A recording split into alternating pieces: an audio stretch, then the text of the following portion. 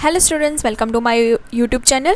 In the subject of Introduction to IKS, Module number 1, जिसमें आज topic number 2 हमारा Macaulay's education policy and its impact हम देखेंगे, जहाँ पे उसका इंट्रोडक्शन देखेंगे, बैकग्राउंड देखेंगे and the Macaulay's minute on education 1835 भी कवर करेंगे। की फीचर्स क्या है इस पूरी पॉलिसी का and impact of a Macaulay's education policy on Indian education, तो वो भी हम इन डिटेल अच्छे से देखेंगे। तो ज़रूर से वीडियो एंड तक देखिएगा और अगर आप पहली बार चैनल पर आए हो तो ज़रूर से सब्सक्राइब कर लीजिएगा और हाँ, प्लेलिस्ट ज़रूर चेक करिएगा। वहाँ पे एनईपी से रिलेटेड बहुत सारे न्यू सब्जेक्ट्स मैंने कवर करे हुए हैं, जैसे एआई है, इमोशनल इंटेलिजेंस का टॉपिक मैंने कवर करा हुआ है, सॉफ्ट स्किल एंड प्रेजेंटेशन भी कवर करा हुआ है, ठीक है, योगा वाला कवर करा है, आयुर्वेद का कवर करा हुआ है, बहुत सारे टॉपिक्स मैंने कवर करे हुए हैं। इंट्रोडक्शन टू कल्चरल एक्टिविटीज़ भी कवर करी हुई है, ठीक है। तो आप ज़रूर से एक बार एनईपी रिलेटेड जो भी प्लेलिस्ट मैंने बनाई हुई है वो ज़रूर से एक बार चेक करिएगा और अपने रिव्यूज़ एज ए कमेंट के फॉर्म में ज़रूर दीजिएगा। आइए स्टार्ट करते हैं video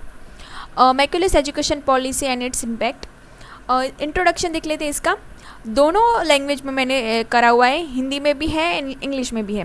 मैक्यूलेस education policy refer to the British educational reforms introduce in India during colonial rule, primarily driven by the Thomas Babington Macaulay, a British historian, politician and the colonial administrator.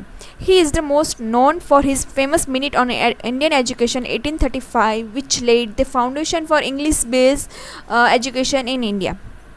ठीक है, तो main इसका क्या प्रभाव रहा है introduction में देख लेते हैं कि मैकलन की शिक्षा नीति, जहाँ पे ब्रिटिश शासन में भारत में लागू की गई एक महत्वपूर्ण शैक्षणिक नीति थी। इसे थॉमस बेबिंगटन मैकले ने 1835 में अपनी प्रसिद्ध मिनट ऑन एजुकेशन के माध्यम से प्रस्तुत किया था।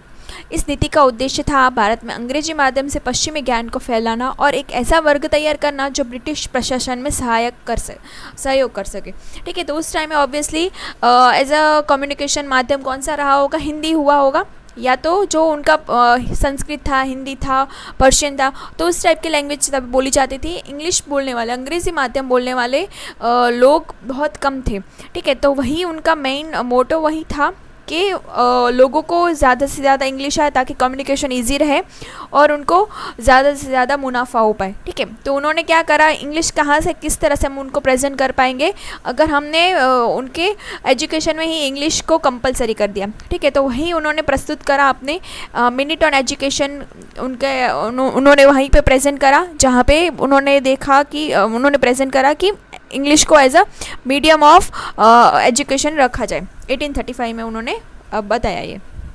इसका बैकग्राउंड क्या था, before British intervention Indian education was deeply rooted in traditional system. कौन से, लाइक गुरुकुल्स हो गए, मदरसास हो गए, emphasise religion, scriptures, philosophy, mathematics, astronomy, Ayurveda, languages like Sanskrit हो गई, अरेबिक है, पर्शियन है, ठीक है। तो उस टाइम पे गुरुकुल, मदरसा, ये टाइप से रिलीजन वे से उनको शिक्षा दी जाती थी, गुरु शिष्य प्रणाली से, ठीक है, जहाँ पे उनको मैथ्स, एस्ट्रोनॉमी, आयुर्वेद, लैंग्वेजेस सभी चीज़ें सिखाई जाती थी एज अ फॉर्म संस्कृत में, अरेबिक में, पर्शियन में, ठीक है। तो वहाँ पे वही चीज़ें से देखी गई ब्रिटिशरों ने, जहाँ पे British East India Company show the need and train Indians for the administrative work and propagate the western knowledge which led to debate between orientalist and the anglicist. जहाँ पे वो ओरिएंटलिस्ट थे वो सपोर्ट कर रहे थे ट्रेडिशनल एजुकेशन को, like कि आपको as a medium of language Sanskrit, Arabic, Hindi, Persian यही रखनी है, ठीक है। और कुछ लोग से जो सपोर्ट कर रहे थे वेस्टर्न एजुकेशन को, बोल रहे थे कि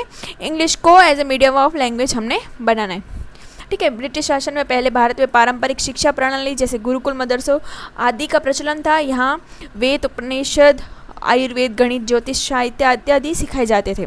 ब्रिटिशरों ने यह महसूस किया कि प्रशासन के कार्यों के लिए उन्हें भारतीय सहायक चाहिए, इसलिए उन्होंने शिक्षा प्रणाली में बदलाव लाने का निर्णय किया, ठीक है। तो जहाँ पे मैक्यूलेस मिनट ऑन एजुकेशन 1835 लाया गया, जिसका मेन मिनट था कि in his famous minute Macaulay's criticise the existing traditional Indian education advocate for, ठीक है। तो उन्होंने देखा कि कौन कौन सी चीज़ें हैं जो हमारी मतलब पूरे इंडियन को वेस्टर्न कल्चर की ओर ले जाने में क्या दिक्कतें आ रही है, तो वो देखा। तो उन्होंने देखा कि वो दिक्कतों को कैसे हम दूर करें, वो ट्रेडिशनल इंडियन को पूरे का पूरा वेस्टर्न कैसे बने। तो लाए उन्होंने English as a medium of the instruction, promotion of western science and literature, जहाँ पे हमने क्या किया, हम अपने रूट्स को भूलते जा गए, ठीक है। जहाँ पे state the Indian knowledge like Sanskrit Arabic was the lesser practical value, उन्होंने उनको प्रैक्टिकल वैल्यू से ही निकाल दिया। Wanted to create a class of Indians who are the Indian in blood and colour but English in taste morals and intellect, ठीक है। तो वहीं करा उन्होंने, यही करा कि रक्त और रंग से भारतीय थे पर सोच और मानसिकता से अंग्रेज हो, ठीक है। तो वो ये करने में सक्सेसफुल हो गए। 1835 से उन्होंने स्टार्ट करा और आज 2025 में हम यही देख रहे हैं कि एक दूसरे से कम्युनिकेशन के लिए हम क्या कर रहे हैं, इंग्लिश बोल रहे हैं, ठीक है। या तो वेस्टर्न कल्चर की ओर इतना चले गए हैं कि हम अपने रूट्स का ही भूल गए हैं, ठीक है। तो वही हमें देखने को मिल रहा है कि हमने वेस्टर्न कल्चर को कितना अपना लिया है। शिक्षा का माध्यम अंग्रेज़ी है, हम बोल रहे हैं ना कि वही कि किसी की नींव को कैसे ख़त्म करें, अगर हम उसके एजुकेशन में बदलाव ला लें, ठीक है, तो वहीं से चीज़ें गिरना शुरू हो जाएंगी, ठीक है। तो वही शुरू हो गई, तब से उसके नींव रखी गई थी और अभी हम सक्सेसफुली देख रहे हैं कि वही हो गया है, रक्त और रंग से भारतीय लेकिन है और सोच और मानसिकता उनके अंग्रेज़ हो गई है। इसके आधार पर लॉर्ड विलियम ने बेंटिंग ने 1835 में एक प्रस्ताव पास किया जिसके अंग्रेज़ी माध्यम की औपचारिकता शुरू हो गई, ठीक है। की फीचर्स क्या थे उनके, तो नीति मुख्य विशेषता यही थी कि मीडियम ऑफ इंस्ट्रक्शन क्या हो, इंग्लिश हो, was on the medium in higher education replacing Sanskrit and Persian, curriculum emphasise on the western science literature and philosophy, वही पढ़ाई जाई जो western science literature and philosophy थी। हमारे सभी जो थे उनको भूलते गए, ठीक है। आर्यभट्ट है, पाणिनि है, उन सबको हमने सभी चीज़ों को भूल दिया कि वो उन्होंने हमारे लिए क्या क्या किया है। सिर्फ वेस्टर्न साइंस ने, वेस्टर्न लिटरेचर में, फिलोसॉफी में क्या चीज़ें हैं वही हम पढ़ रहे। फिर उसका मेन गोल्स क्या था, to create a class of English educated Indian to assist in administration, downward filtration theory educate the all small elite group who would in return educate the masses and the devolution of indigenous system, Indian knowledge system were considered inferior and were neglected। तो वही था भारतीय ज्ञान की उपेक्षा करना, जहाँ पे संस्कृत, अरबी, फारसी आदि भाषाओं को पारंपरिक ज्ञान की अनदेखी करना था।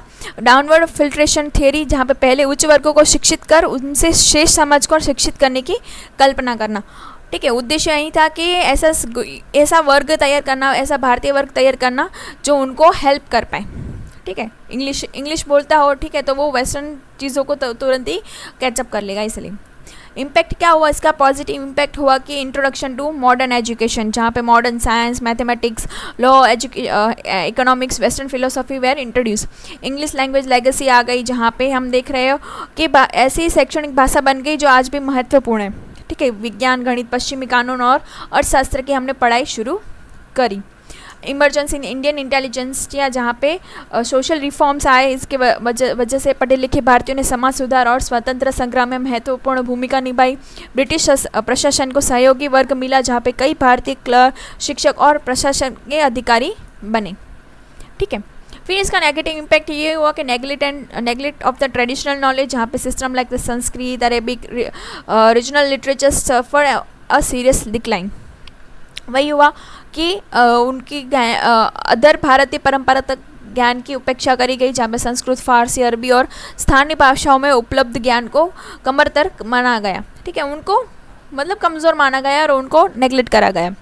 सांस्कृतिक विघटन हो गया, जहाँ पे अंग्रेजी शिक्षा ने भारतीयों को उनकी संस्कृति और भाषाओं से दूर कर दिया, ठीक है। हम देख रहे हैं, हम कितना आपने बोलते हैं ना कि अभी एनएपी ने वही करा है कि बच्चे को अपनी मातृभाषा में पढ़ाओ, ठीक है। उससे क्या होगा कि वो जल्दी सीखेगा, समझेगा। अब उनको इंग्लिश सिखा रहे हो बच्चे को, वो घर पे अलग लैंग्वेज बोल रहे हैं, बाहर अलग उनको सुनना है, पढ़ाई अलग लैंग्वेज में कर रहे हैं, ठीक है। तो वो कन्फ्यूज हो जाता है बच्चा, ठीक है। तो वही है कि मातृभाषा में उनको पढ़ाओ ताकि वो अच्छे से समझ पाए चीज़ों को।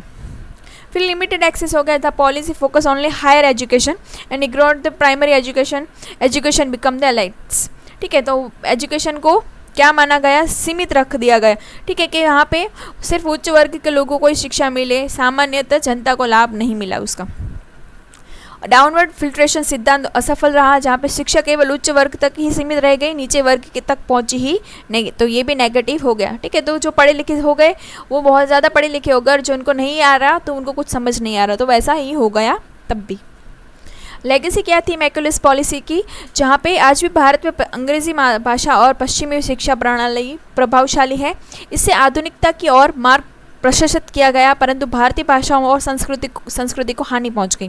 भारतीय शिक्षा प्रणाली आज भी पश्चिमी ढांचे पर आधारित है। वही हो गया आजकल हम क्या करें, कल्चरल इम्प्रेशनलिज्म हमें देखने को मिल रहा है, जहाँ पे हमने क्या करा,